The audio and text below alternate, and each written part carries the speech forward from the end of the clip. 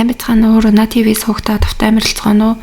Өнөөдөр би та бүхэнд ярьж өгөх гээд Солонгос улсад гарсан нэгэн аимшигтай хэргийг бэлдлээ. 2014 оны 5 сарын 31-нд Солонгосын Инчон хотын Намдуун дүүргийн замын хажууд эзэн нь хэн гэдэг нь тодорхойгүй том аяллаа чумдаан байдаг. Өглөө 8:30-д шөнийн ээлжээ дуусгаад гарч авсан ойролцоох үйлдвэрийн ажилчид тэр чумдааныг олж илрүүлдэг. Эхэндээ алдагдсан эд зүйлс юм болов уу гэж бодоод дөхөж очих тусам маш хүчтэй өмхийн үнэр ханхаалж эргэн тойронд нь ялааны бөөн сүрэг эргэнэж байгааг анзаарцгаадаг. Ямар нэгэн ноцтой зүйл гэж мэдэрсэн хүмүүс чумдааныг онгойлгож үзэхэд дотор нь ууданд хийсэн бөмбөг шиг харагдах зүйл байдаг. Сайн харвал хүний толгой гэдэг нь бол тодорхой харагддаг. Чумдаан дотор цус ихээр асгарсан, цогцос ноцтойгоор гинтсэн, олон 10 удаа хутгалуулсан шинжтэй 2 хөл нүртэл тасарсан ийм байдалтай байсан. Ингээд хүмүүс бол яаралтай цагдаа нарыг дуудаж, цагдаа нар шууд ирж мөрдөн шалгалтаа эхлүүлдэг. Эхлээд цогцсноос ДНХ-ийн шинжилгээ авч хохирогчийн хэн болохыг тогтооход Пажу хоттой залгаа Гуян хотод амьдардаг 50 настай Чо гэдэг эрэгтэй хүн болох нь тодордог. Түүнийг эхнэр нь аль хэдийн Сөүл рүү ажлын ярилцлаганд яваад утас нь юусоо холбогдохгүй гэртээ ирэхгүй байна гэд цагдаад алга болсон гэсэн дуудлага өгчихсөн байсан. Цогцсны 2 хөл таслагдсан, бие нь олон удаагийн хутгалалтын шарахтай байсан учраас өс сонзонгийн сэдэлтэй гэмт хэрэг байж магадгүй гэж цагдаа нар ер нь бол таамаглаад яаралтай мөрдөн шалгалтаа эхэлдэг. Гэтэл чамдаан тавьсан газрын ойролцоох CCTV-ний камер дээр цогцыг авчирч хайсан машины улсын дугаар нь маш тод бичигдсэн байдаг. Ингээд цогцос олдсон өдрөөс 1 хоногийн дараа цагдаа нар с ิจ гтнийг гэрт нь очиж яаралтай баривчилсан. Мөрдөгчд урьдчилан ийм хэрцгий аргаар үйлдсэн болохоор гэмт хэрэгтэн нь эрэгтэй хүн байх гэж төсөөлж байсан ч гэсэн бодит байдал дээр бол с ิจ гтэн 36 настай Ко овогтой эмэгтэй байсан. CCTV-д гарч байгаа машин нь Когийн машинтай яг таарсан. Мөн машиныг нь шалгаж үзэхэд дотроос нь хохирогчийн гар утас, кредит карт, мөн цусны уул мөрг гэх зэрэг нотлох баримтууд бүгд олдсон. Ингээд цагдаад баригдсан нотлох баримтууд нь бүгдээрээ ил болсон Ко бол үйлдсэн хэрэгээ шууд хүлээн зөвшөөрсөн.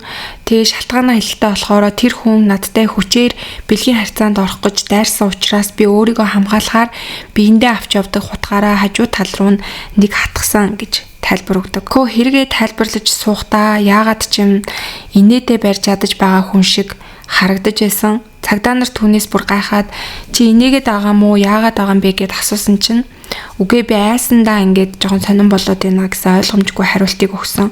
Мөн үгээр зогсохгүй хэрэгээс гадуур ямар ч хамааралгүй маш сонин зүйлсүүдийг ярьж нүүрний хувирал зам байдал ч гэсэндээ энгийн хүн шиг бол харагдахгүй байсан.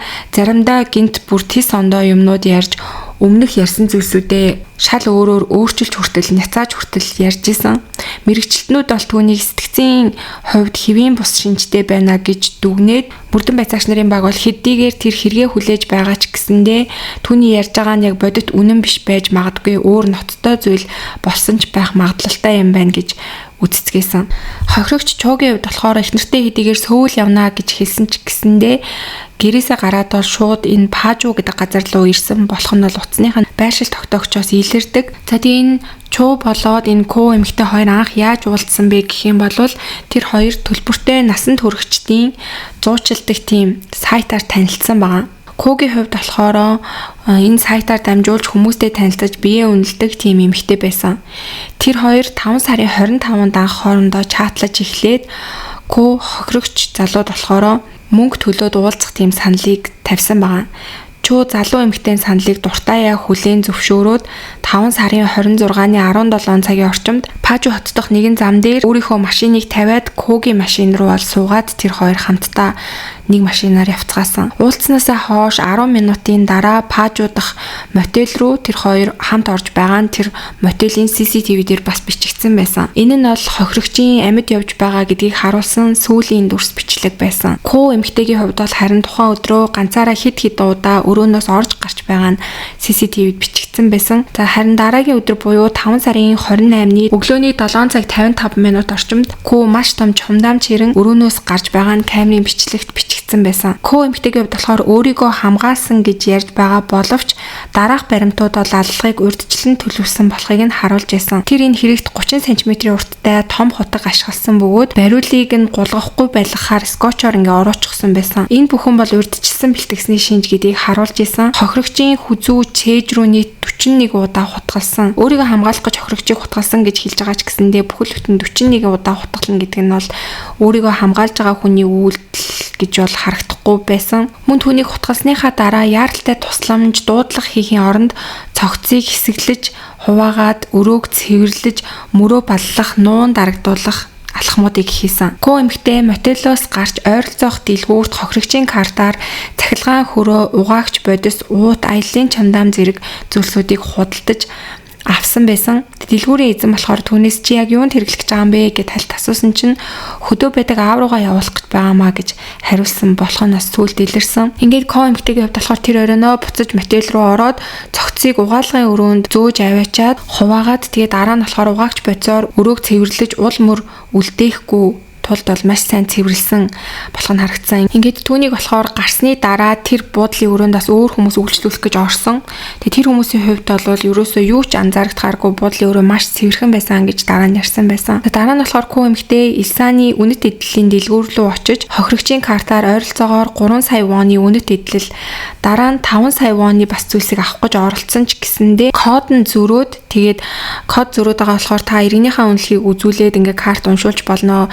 5 саяас дээш болохоор заавал код нэгтгээгээд дэлгүүрийн ажилтан хэлэхэд бол биеийн бичиг баримтаа шалгуулахаас татгалзаад тэгээд 5 саяынхаа худалдаа авалтыг хийж чадаагүй дэлгүүрээс гараад явсан байгаа. Ингээд цогцыг хийсэн чумдаамаа машиндаа очисон чигээрээ хэд хоног бол энгийн амьдралаараа амьдарсан болох нь тодорхой болсон. Тухайн үед болохоор халуун байсан учраас эвгүй үнэртэж эхэлсэн учраас Ко эмэгтэй хаана хаях вэ гэж компьютероосоо интернетээс хайлтуудыг хайсан болох нь илэрсэн. Ингээд 5 сарын 30-ны 21 цаг орчимд Кёнгидо аймгийн Пажу хотын Жүүри гэдэг газрын услгааны суугт биений доод хэсгийг нь хайсан. Дараа нь болохоор Инчон хүртэл жолоодож яваад 23 цаг 10 минутанд Намдун үйлдвэрийн бүсийн ойролцоо замын хажууд биеийн дээд хэсэгтээ чамдааныг орхиод зугтсан болох нь бол тодорхойлж ингээд тэр чамдаан илэрснээр энэ хэрэг илэрсэн байгаа. За тийм хамгийн аимшигтай зүйл нь болохоор Ко эмэгтэйгийн хувьд өөрийнх нь машинд нь хэдийгээр хохирогчийн цогцос байхад хүртэл насан туршидтын сайт руугаа орж өөр эрэгтэйтэй хүртэл уулзсан болох нь сүлд тодорхой болсон. Түүнтэй уулзсан залуу хэлэхдээ бол тэр ямар ч тийм сандарсан айсан шинж харагдаагүй яг л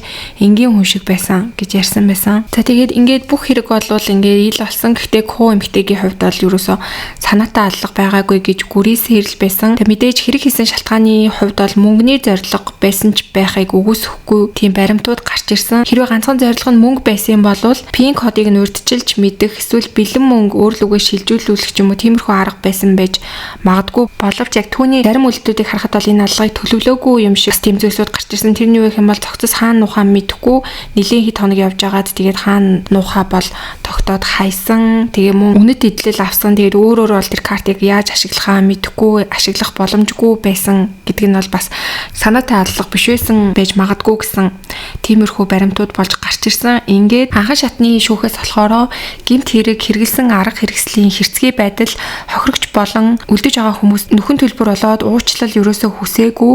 Тэгээ өөрөө бол ерөөсөө гимшээгүй гэх үндслээр түнд 30 жилийн хорих ялыг оноосон байгаа. Ко эмэгтэйгийн хувьд бол давж заалсан. Гэхдээ түүний ялыг нь бол хэвээр үлдээгээд 30 жилийн ял нь хүчин төгөлдөр болсон. Тэгээ одоогоор болохоор Чонжу хотын эмэгтэйчүүдийн хорих ангид 30 жилийнхаа ялыг эдлээд байж байгаа гэсэн мэдээлэлтэй байгаа. За ингээд өнөөдрийн та бүхэнд бэлтгэж хүргэсэн хэрэг бол маш аимшигтай харгас юм хэрэг байлаа. Энэ бүсгүйгийн яг тэр хэрэгээ тайлбарлаж байхдаа ингээд инээд алдж байгаа тэр байдлыг нь бол цагдаа нар сайкопат байх магадлалтай гэж үзээд бас сорилтыг авсан бэлээ. Гэхдээ яг тэр сайкопат байдаг оноонд бол арай хүрээгүй. Гэхдээ ямар ч байсан тэгэл санааны хувьд л яавч эрүүл хүн биш гэдэг нь бол харагдаж гин гэж би бодож гин. Тэгээд та бүхэн бас юу гэж бодож гин?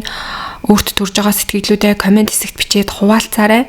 За тэг хэрвээ та бүхэн сувг дээрээ лайк, subscribe дарж хамжаагүй байгаа бол лайк, subscribe дараа сувгаа дэмжиж өгөөрэй. За ингээд өнөөдөр ч гэсэндээ миний бэлдсэн дугаарыг сонссон та бүхэндээ маш их баярлалаа. Эргээд удахгүй дараагийн дугаараараа уулзцгаая.